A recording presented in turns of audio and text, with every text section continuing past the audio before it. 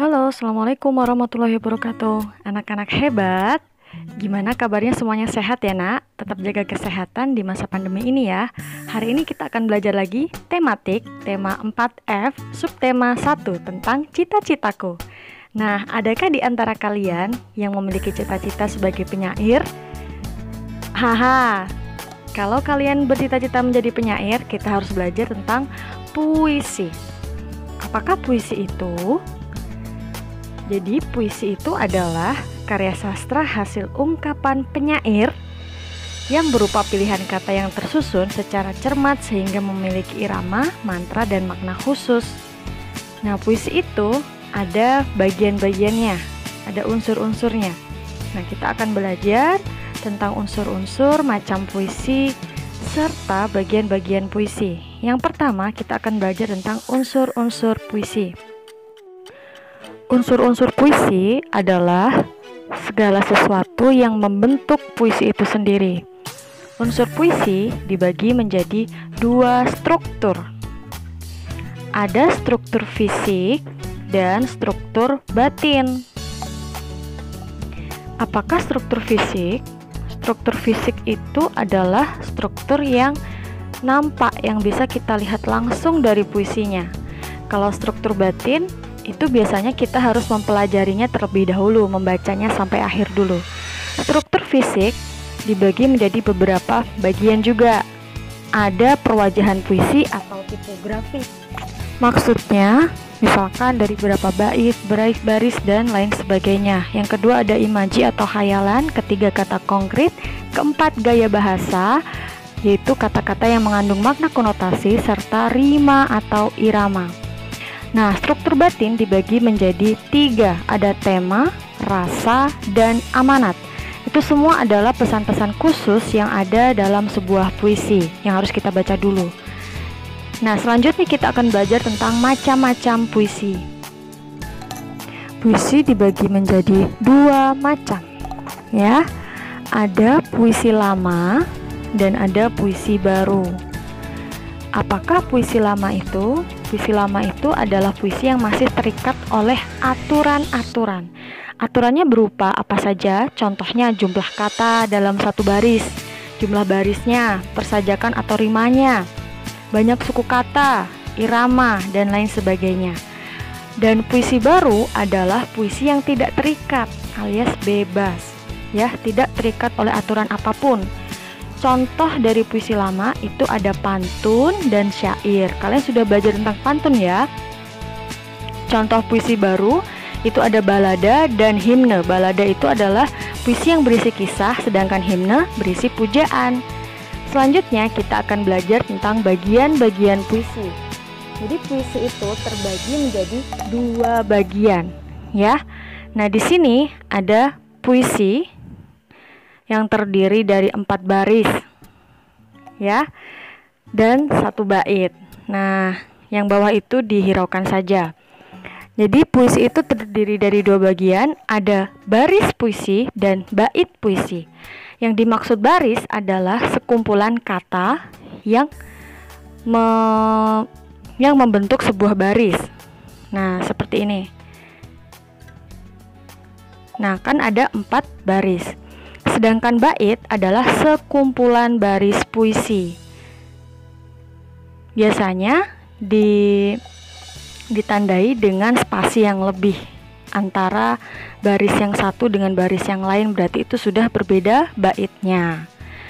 Nah, selanjutnya ada yang namanya rima. Rima itu bunyi akhir pada baris puisi. Jadi ada puisi Selamat Pagi Dunia, A, belakangnya A ya. Yang kedua ada senyuman, kita tulis B, masa depan B, dan rintangan kita tulis B juga. Jadi sajaknya ada A, B, B, B dalam satu bait. Nah, anak-anak, setelah kita belajar tentang puisi, di sini ada nggak sih yang bercita-cita sebagai dokter hewan? Nah, kita harus mempelajari tentang daur hidup hewan ya. Jadi hewan itu daur hidupnya dibagi menjadi 2 macam. Daur hidup hewan tanpa metamorfosis, dan yang kedua daur hidup hewan dengan bermetamorfosis. Nah, pertanyaannya, apa sih metamorfosis itu? Metamorfosis adalah perkembangan hewan yang mengubah bentuk tubuhnya setelah kelahiran atau penetasan. Jadi berubah total. Nah, ada hewan yang tanpa metamorfosis, itu artinya dia hanya berubah ukuran tubuhnya saja, jadi tidak berubah total. Contohnya ada mamalia atau hewan yang menyusui.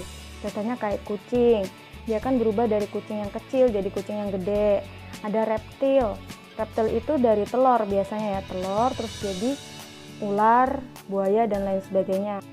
Ikan dan burung, mereka ini sama dari telur terus menjadi tubuh yang sama seperti ketika dewasa. Nah, yang kedua ada hewan-hewan yang daur hidupnya dengan metamorfosis. Apa tadi metamorfosis? Iya, hewan yang berubah bentuk tubuhnya setelah dilahirkan atau menetas. Nah, metamorfosis ini dibagi menjadi dua lagi. Ada metamorfosis sempurna dan ada juga metamorfosis tidak sempurna. Pada pembelajaran kali ini kita akan belajar tentang metamorfosis sempurna. Metamorfosis sempurna itu artinya bentuk hewan itu yang menetas itu berbeda sekali dengan induknya.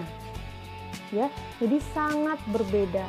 Tidak seperti kucing yang sudah gede sama kucing yang kecil kan sama, telinganya ada 2, kakinya ada 4, dan lain sebagainya. Nah, kalau yang hewan yang mengalami metamorfosis sempurna itu induknya yang gede itu beda sama yang kecil. Sedangkan metamorfosis tidak sempurna adalah hewan yang menetas itu sama dengan induknya, tetapi ada bagian tubuh yang belum tumbuh, contohnya sayapnya yang belum tumbuh dan lain sebagainya.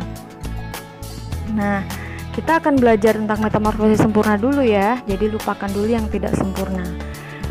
Ada hewan kupu-kupu, ada katak, dan ada nyamuk. Kalau kalian lihat kupu-kupu, beda ya, dari ular terus jadi cantik sekali jadi kupu-kupu. Nah, itu yang dinamakan metamorfosis sempurna.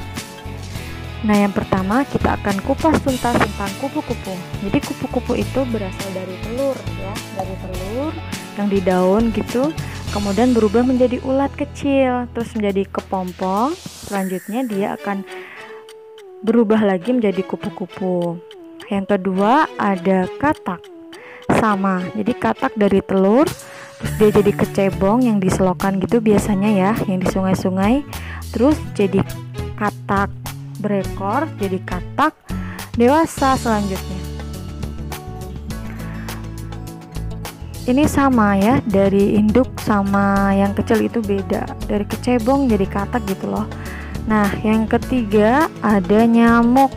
Nyamuk sama, dia dari telur menjadi larva atau jentik-jentik atau tempayak, kemudian menjadi pupa, selanjutnya baru menjadi nyamuk dewasa. Alhamdulillah, materi hari ini sudah selesai ya nak. Tugas dari ibu, silahkan kalian mengerjakan membuat puisi dengan karya kalian sendiri. Jenis puisi baru ya nak, bebas tentang temanya tentang cita-cita kalian.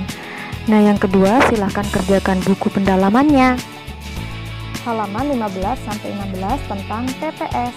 Sekian dari ibu, wassalamualaikum warahmatullahi wabarakatuh. Tetap semangat.